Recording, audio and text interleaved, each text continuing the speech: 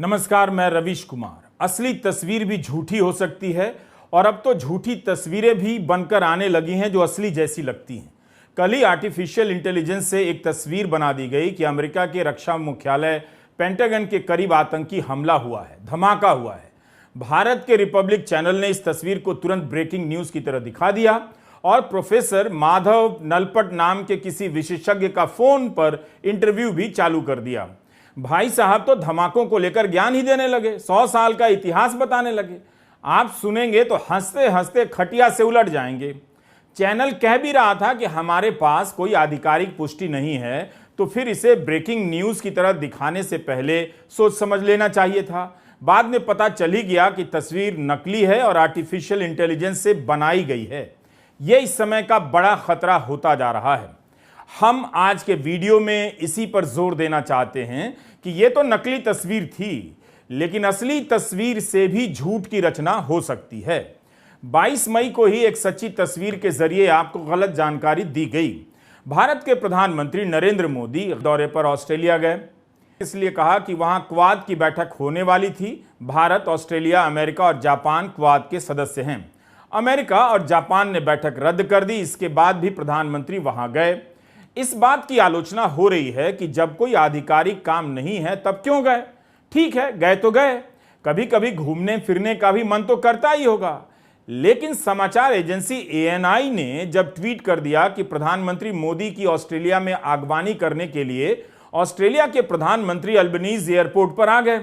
अब इस पर ट्विटर पर ही कई लोग लिखने लगे कि ऑस्ट्रेलिया के प्रधानमंत्री नहीं हैं। इस हंगामे के 36 मिनट बाद ANI ने एक दूसरा ट्वीट कर दिया और लिखा कि भारत में ऑस्ट्रेलिया के राजदूत ने प्रधानमंत्री की आगवानी की, प्रधानमंत्री अल्बनीज ने नहीं की है। कायदे से जब संशोधन कर दिया गया तब प्रधानमंत्री वाली ट्वीट को डिलीट कर देना चाहिए था, मगर अब भी वो वहां पर मौजूद है जिस वक्त हम रिकॉर्ड कर रहे थे। जो जानकारी गलत है, अगर गलती से भी डाली गई है और लोगों ने बता दिया है, आपने मान लिया है, खुद ANI ने संशोधन भी किया, तब इस ट्वीट को हटाने में क्या दिक्कत थी। दरअसल अब झूठ बोलने का साहस सच बोलने के साहस से बड़ा है और महान हो चुका है।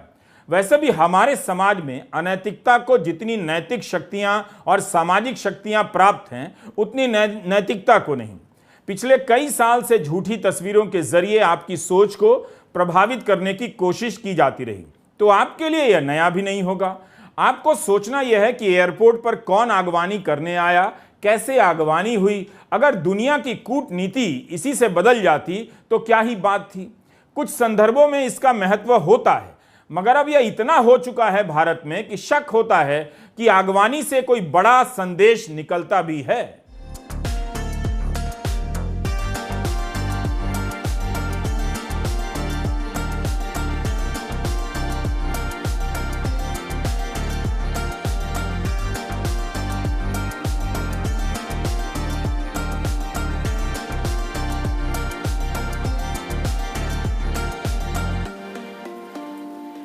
19 मई से प्रधानमंत्री मोदी ने अपने निजी ट्विटर अकाउंट से एयरपोर्ट पर स्वागत की 5 तस्वीरें ट्वीट की हैं। इनमें उनका स्वागत किया जा रहा है, कोई ना कोई आगवानी कर रहा है। हमने अन्य देशों के प्रमुखों के निजी ट्विटर अकाउंट देखे। फ्रांस के राष्ट्रपति मैक्रो ने एयरपोर्ट पर आगवानी की तस्वीर ट्वीट नहीं की है। क्या फ्रांस के राष्ट्रपति का जापान में स्वागत नहीं हुआ होगा? कनाडा के प्रधानमंत्री G7 के सदस्य हैं, जापान गए थे तो उनका भी स्वागत हुआ होगा, लेकिन उन्होंने जहाज से उतरते या चढ़ते या आगवानी की कोई तस्वीर अपने ट्विटर हैंडल पर नहीं डाली। क्या बाइडेन की आगवानी नहीं हुई होगी? मगर उन्होंने आगवानी की कोई तस्वीर ट्वीट नहीं की। उनका भी तो किसी ने वहां स्वागत किया ही होगा। जर्मनी के चांसलर और इटली के राष्ट्रपति ने भी एयरपोर्ट स्वागत का कोई ट्वीट नहीं किया है। Canada, Japan, United kingdom, France, Germany, Italy G7 के सदस्य देश हैं।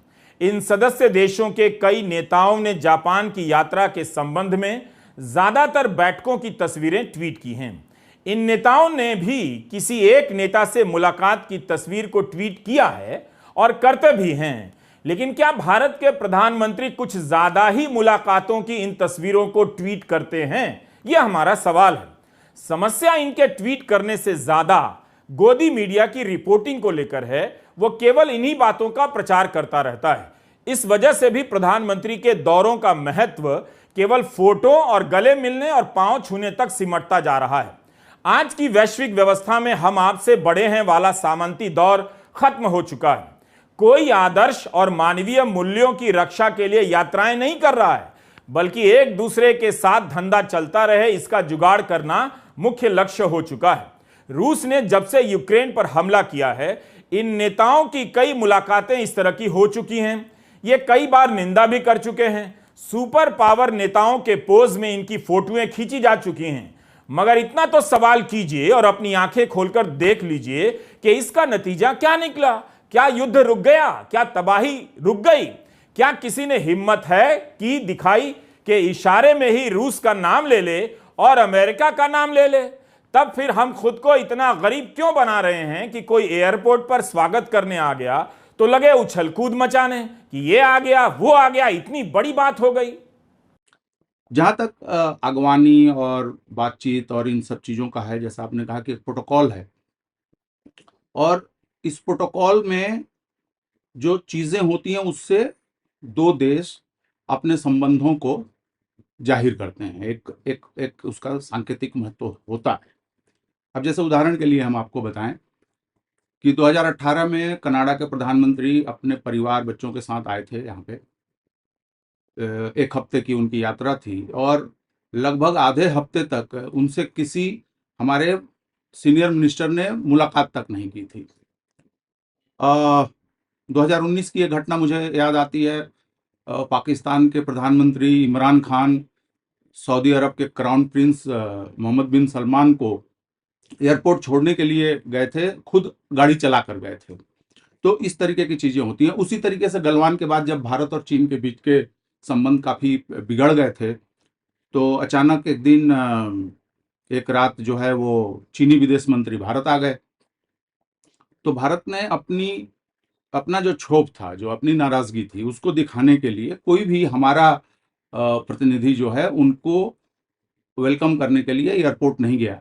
चीनी दूतावास के अधिकारी गए, उनकी अपनी गाड़ी गई और उनको लेकर वो लोग आए और अगले दिन हमारे विदेश मंत्री के साथ उनकी मुलाकात हुई। तो ये एक तरीका हुआ।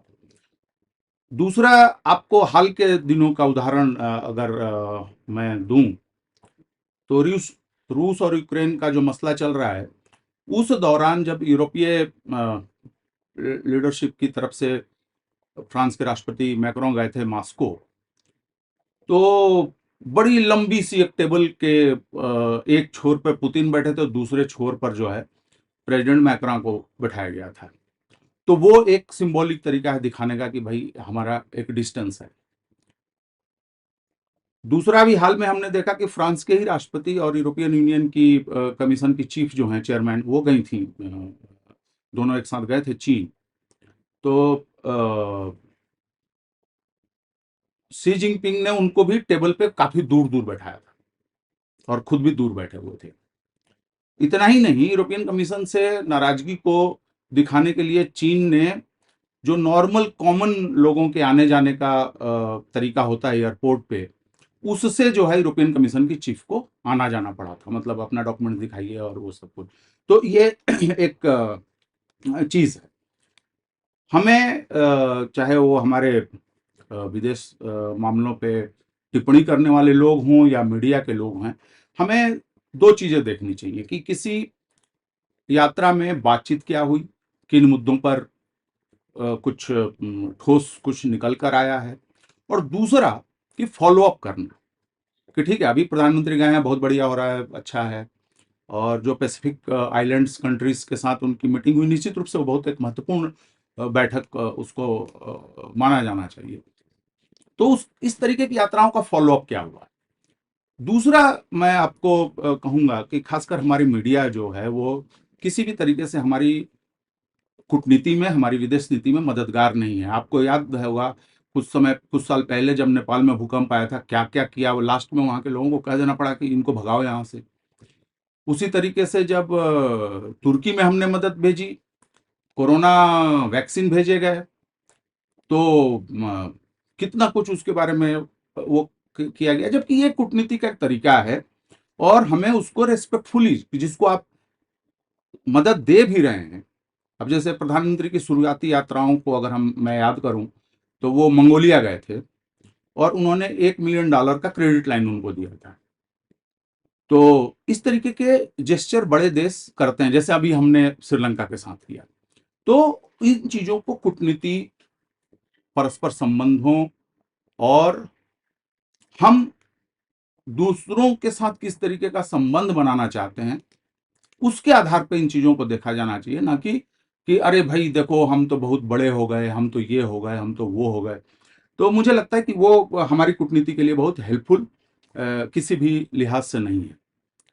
आखिरी पॉइंट मेरा ये कहना है कि आखिर इस तरीके का जो प्रोपगेंडा चलाया जाता है, क्या प्रधानमंत्री कार्यालय, विदेश मंत्रालय, हमारे जो अलग अलग देशों में जो हमारे दूतावास हैं, उच्चायोग हैं, उनका क्या इस पीआर में क्या भूमिका है? मतलब मेरा कहने का मतलब है कि मैं उनसे कहना चाहूंगा कि आप मीडिया को जरा कुछ समझाइए, बताइए। ऐसा नहीं हो सकता कि हमारे प्रधानमंत्री बैठकों की तस्वीरें या वीडियो ट्वीट नहीं करते हैं, लेकिन जिस तरह जहाज में चढ़ते हुए या उतरने के वीडियो का प्रसार किया जाता है, उससे लगता है कि हम आज भी हवाई जहाज को कुंठित मन से देख रहे हैं, जैसे इसमें सवार होना कोई बहुत बड़ी बात हो गई हो। एक समय जरूर रहा होगा और था जब नेता अपनी ताकत या प्रभाव का प्रदर्शन इन हवाई जहाजों के द्वारा किया करते थे, मगर अब तो जमीन पर ही उसका कोई प्रभाव नहीं रहा नेताओं का, तो हवा की बात क्या करें। किसी भी समय में आसमान में हर दिन 5,000 विमान उड़ रहे होते हैं। आज के विश्व में यह कोई बड़ी बात नहीं है।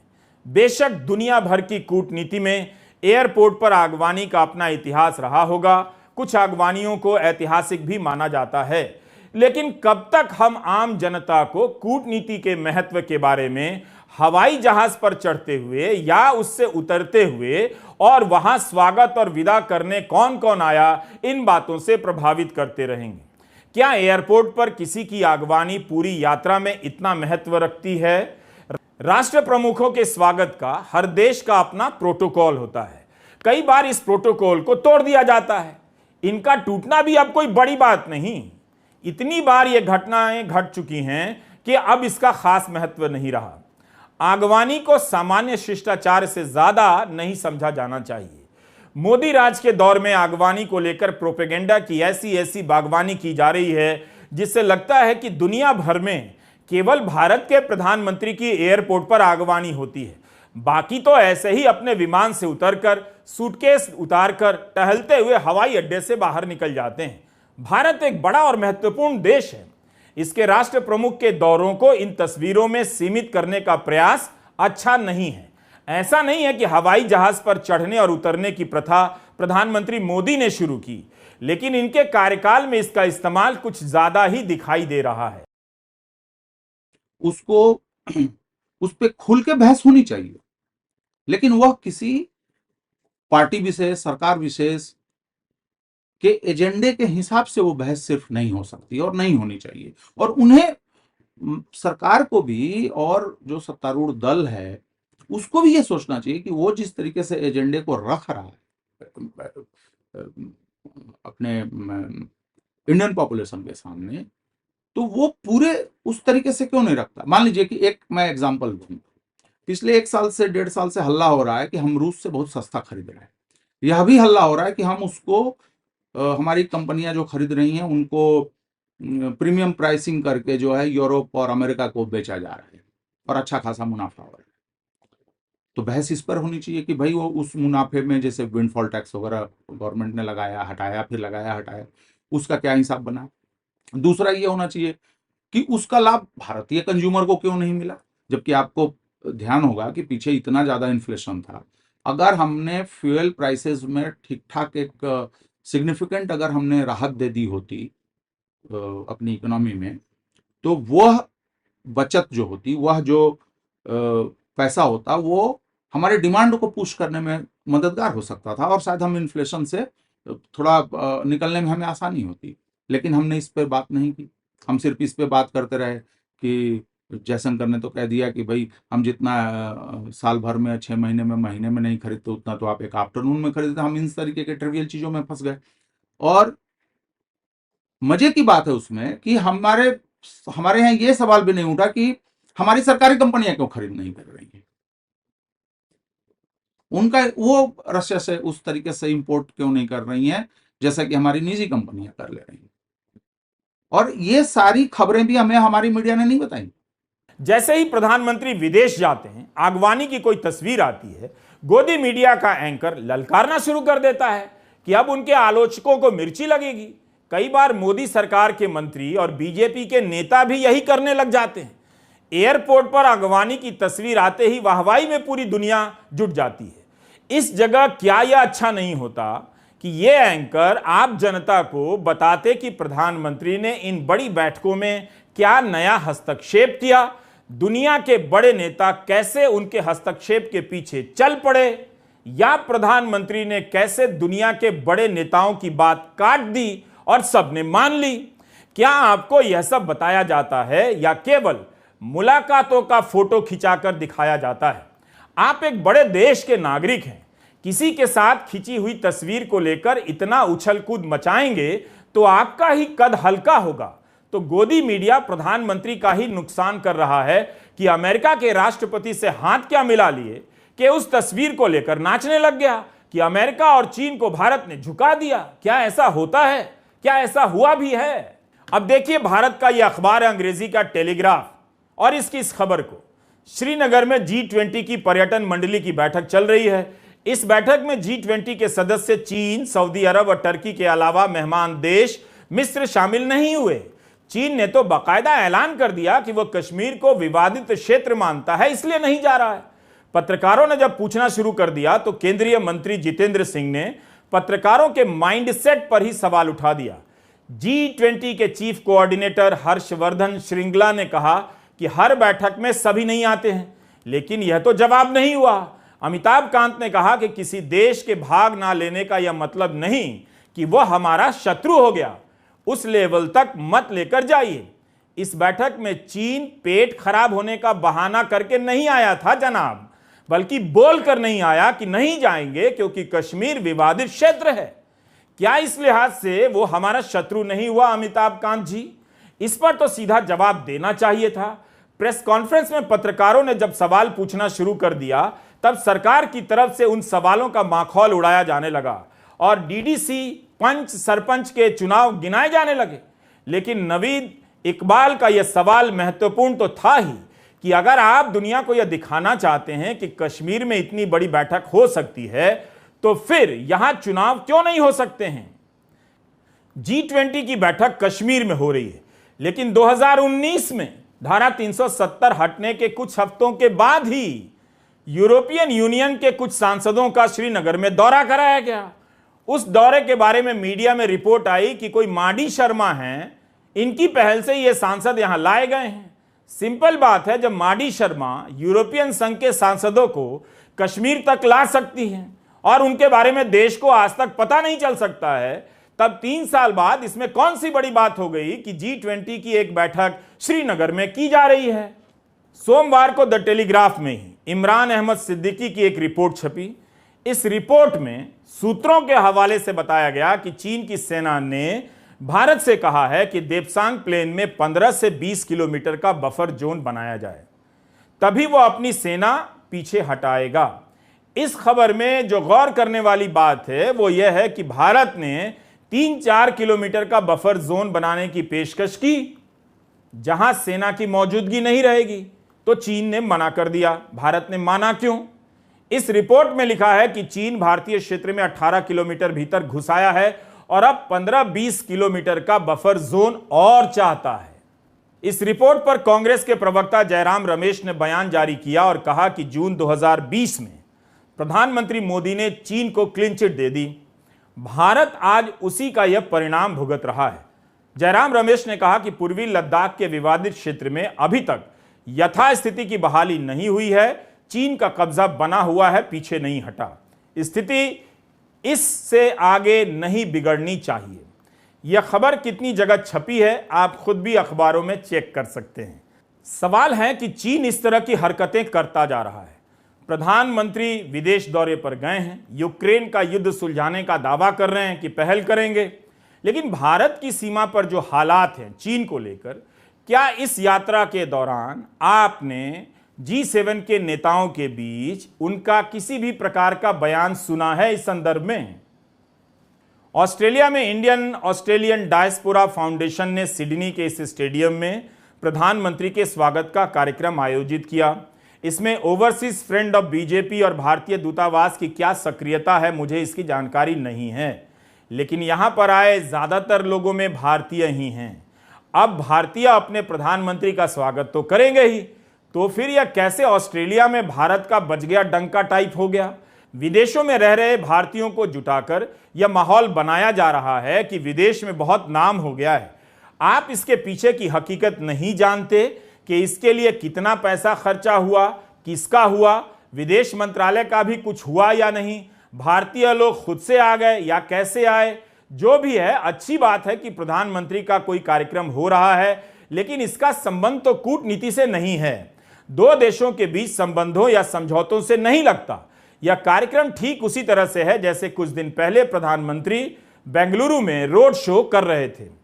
विदेश दौरों में स्टेडियम में इस तरह के कार्यक्रमों का आयोजन करना प्रधानमंत्री मोदी की विदेश नीति का अहम हिस्सा है।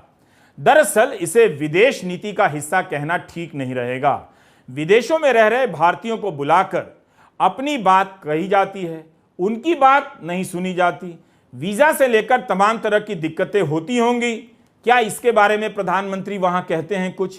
ऑस्ट्रेलिया के अखबार इन बातों को अब समझने लगे हैं। ब्लूमबर्ग टीवी ने भी अपनी रिपोर्ट में बताया है कि कर्नाटक में चुनाव हारने के बाद सिडनी के इस कार्यक्रम से मोदी अपनी छवि चमका रहे हैं।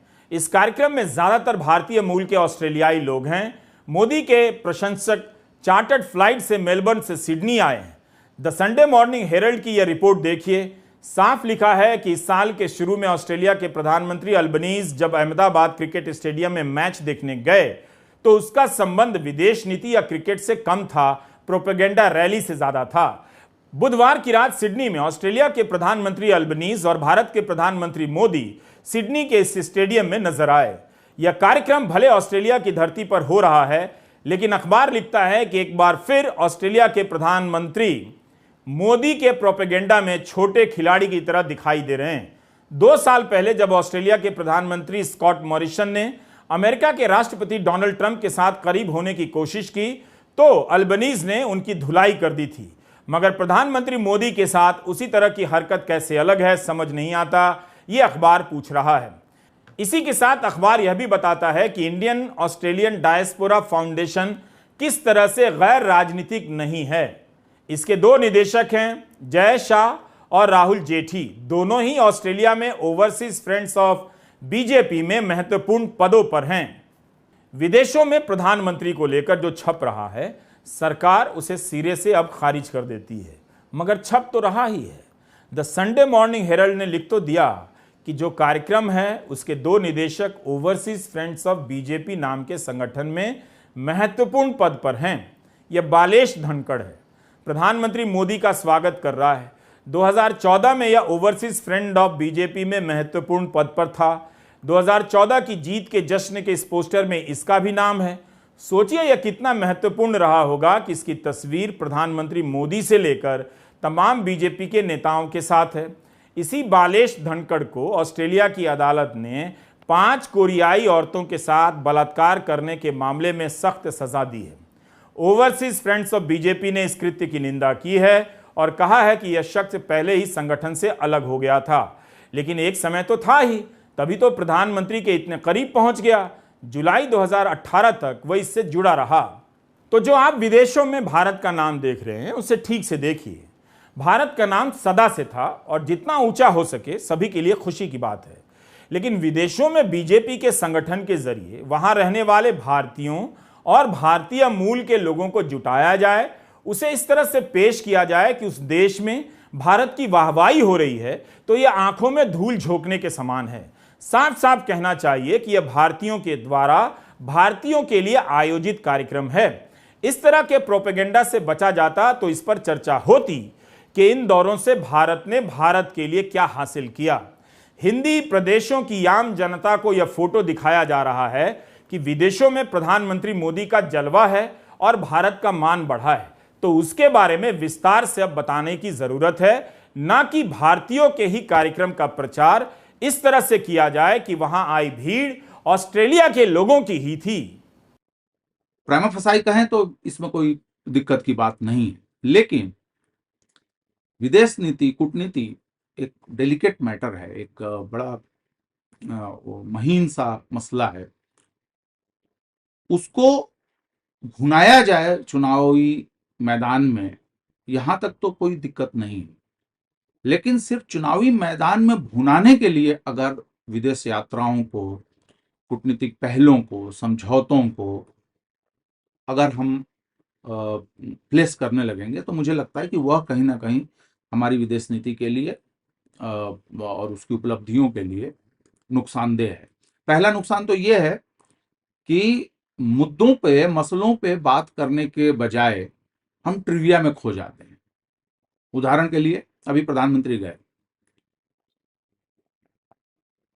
वो रिसाइकल्ड जैकेट पहन के गए, बहुत बढ़िया, अच्छी बात है, लेकिन ये चीज टॉकिंग पॉइंट क्यों बननी चाहिए और सबसे प्रमुख टॉकिंग पॉइंट्स में क्यों होना चाहिए? होना तो ये चाहिए कि भाई G7 में क्या हुआ, पैसिफिक आइलैंड के देशों के साथ जो बैठक हुई उसमें क्या हुआ, ऑस्ट्रेलिया में क्या बातें हुई, उनका हमारे economic, cultural, technical, strategic, military, इस तरीके के जो डायमेंशंस हैं उनके लिए उनका क्या फायदा है लॉन्ग टर्म में, शॉर्ट टर्म में। दूसरी चीज ये होती है कि घरेलू राजनीति में हम विदेश नीति से जुड़े हुए असली मुद्दों की बजाय हम इन चीजों पे बात करने लगते हैं। विपक्ष को भी इन्हीं चीजों पे जवाब देना होता है। हम भी इसी चीज पे बात कर रहे हैं कि भाई अगवानी कैसे हो रही है, उसको किस तरीके से मीडिया में प्रेजेंट किया जा रहा है। बात तो ये होनी चाहिए कि पैसिफिक आइलैंड के देशों के साथ जो बात हुई है उसमें जलवायु परिवर्तन का एक अहम मसला है।